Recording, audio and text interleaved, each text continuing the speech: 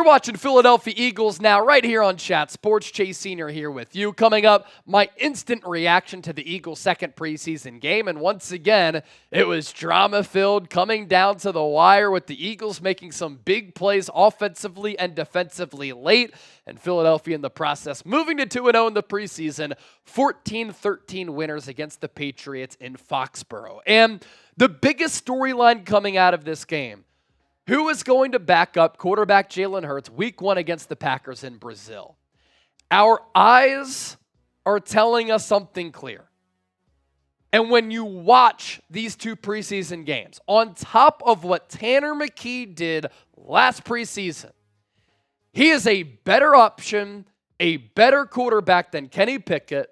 The offense moves so much better with McKee at the helm, and he just looks to be the far superior talent at the quarterback position. And with how tall he is, how he moves, this ability to make clutch plays and not really overwhelm you in the process has some people saying, kind of reminds me of Nick Foles. In a way, he does to a certain degree because he's efficient, he gets the ball out quickly, he seems to play really well when the pressure is on, and he has that size. But enough of that, and let's just talk about the quarterback battle here for the backup role. When Tanner McKee is on the field, the offense just seems to have this rhythmic nature to it. When he comes in the game, the Eagles just matriculate down the field. And if it weren't for the Eagles' horrible offensive line play in this game, and that's a big storyline, and if the Eagles didn't get stuffed on 2 4th and shorts on a brotherly shove in which McKee fumbled the football, and then Lou Nichols got stopped short on the play that Gerard Mayo challenged to overturn what was a first down conversion and then turned into a stop, McKee's stat line would have been even better because the Eagles on those drives were still moving the ball. 15 of 19, 140 yards, making some clutch throws late. He just gets rid of the ball so much faster, is so much more decisive, and his ability to throw a touch and accuracy and timing and power toward the sideline is really impressive. He was throwing the ball in some tight windows, and in the NFL, you have to throw receivers open. McKee does that and gives his weapons a chance. He made some really nice throws to the outside of E.J. Jenkins, who unfortunately got hurt. He played very well in this game, to Joseph Nagata.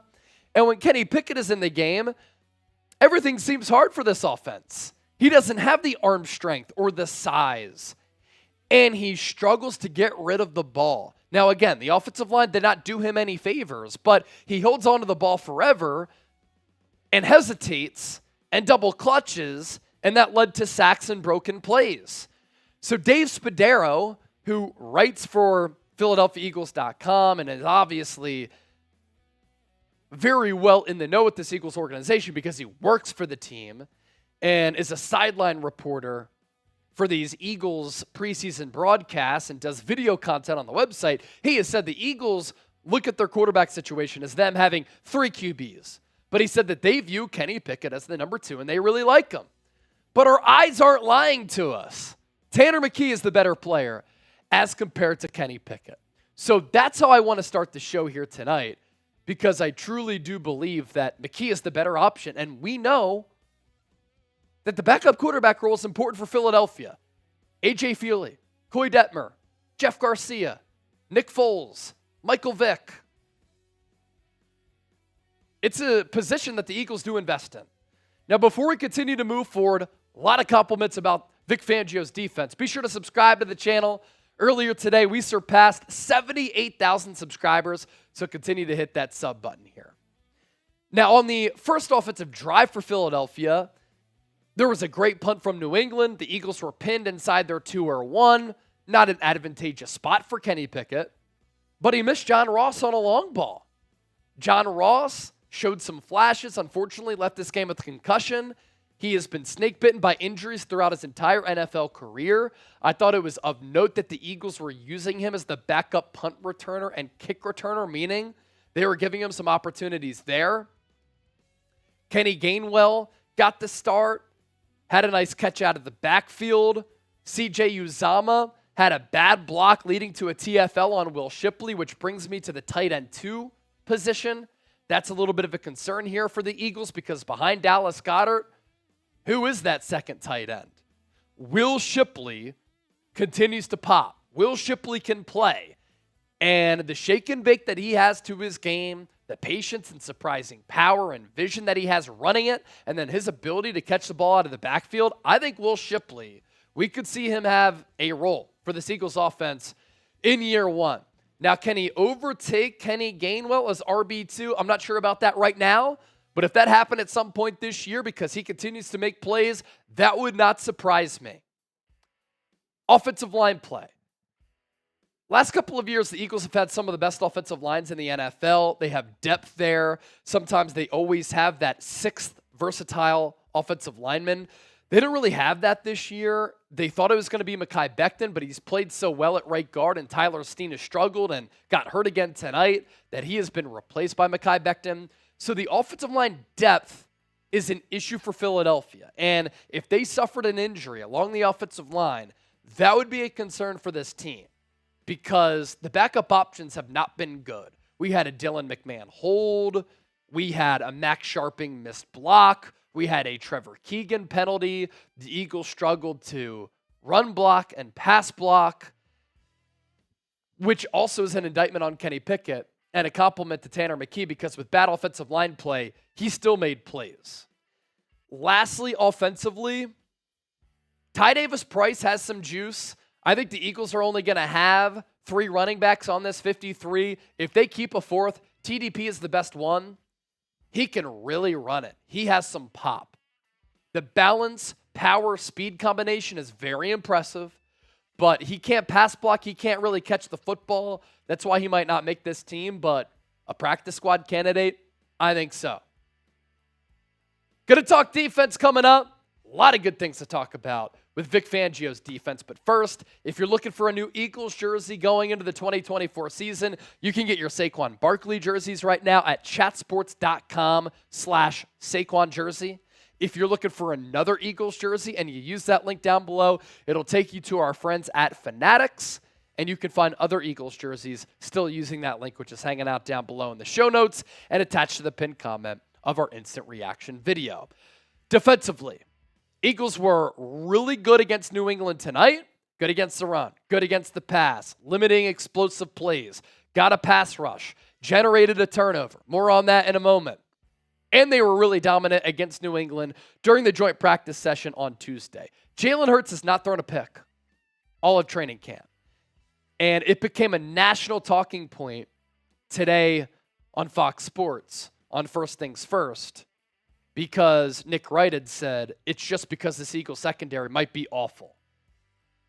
I don't think it's that. I think it's a compliment to Jalen Hurts. I think Jalen Hurts has had a really good training camp. And in the joint practice on Tuesday, tonight, we saw this Eagles defense come to play. I know it was against Jacoby Brissett, Drake May, Joe Milton, and at the end, Bailey Zappi, but they got pressure.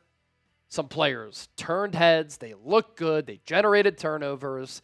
They've had good cornerback play, too, against Baltimore and against New England. So they've shown me something under Vic Fangio. Forced the 3 and out from the jump. Second drive. Eagles defense coming to play once again. We're seeing wrinkles from Fangio where he's blitzed a lot. Historically, he hasn't done a lot of that. Is he just doing that in the preseason? Or is he going to blitz a lot this year? We'll monitor. And then he also really likes to drop his edge rushers back in coverage. That's why the Eagles moved on from Hassan Reddick, and that's why they're not going to bring him back.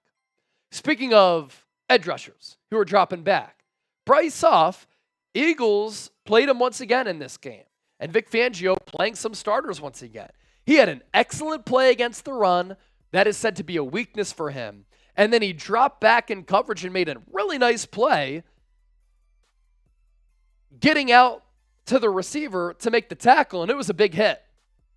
Starting corners tonight, Isaiah Rodgers, Kelee Ringo. I think Isaiah Rodgers, Darius Slay will start on the outside week 1. Kelee Ringo will be a top backup. Quinyon Mitchell getting another start for Philadelphia in the second preseason game. Starting at safety, Avonte Maddox. Great interception in the end zone on Jacoby Brissett. And the Eagles making some plays against the Patriots once. Avonte Maddox read the play, was patient, broke on the football, and had a huge giveaway to flip the field, leading to a Jake Elliott field goal. Jake Elliott rebounding from a bad preseason opener. That's a good sign. And it was just a really good play from Maddox as a depth piece at safety, getting the start once again. And speaking of safety, Justin Simmons signing with the Atlanta Falcons today, 1 year, $8 million. Eagles didn't want to give him $8 million. That's why they signed Caden Stearns on Sunday. Cheaper player with some upside, just has to get healthy. But the fact that the Eagles didn't go after Simmons tells me they want to continue to experiment with Avonte Maddox and James Bradberry at safety, and for Maddox to have that pick, it was a great safety play. As for the safety experiment with James Bradberry, missed the tackle in the open field, did not set the edge as the deep man on a Drake May keeper on a little read option. Not sure he's going to make that smooth transition to the safety spot. His roster spot might be in danger. Maybe the Eagles flip him for a late round pick if a team needs a corner because the safety experiment is not working well. Nakobe Dean, I thought, flashed. Patrick Johnson had the strip sack last week. He's getting pressure on the quarterback once again.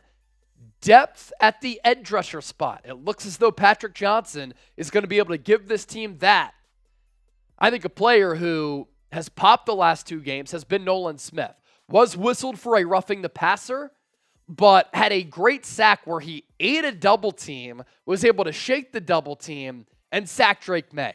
That is 1 sack in each of the 2 preseason games for Nolan Smith, who is really quick coming off the edge.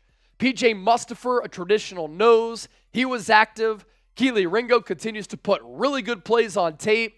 Jeremiah Trotter Jr., mixed bag, had a couple of missed tackles. There was 1 missed tackle where he missed the ball carrier in the backfield, but he shot the gap really, really quickly. And then Tristan McCullum from safety flying around. Can he make this team as a backup safety if James Bradberry becomes expendable? So my instant reaction to the game tonight, a lot of key takeaways here for the Eagles, and we round out with this poll question. Who should be QB2? Kenny Pickett, Tanner McKee.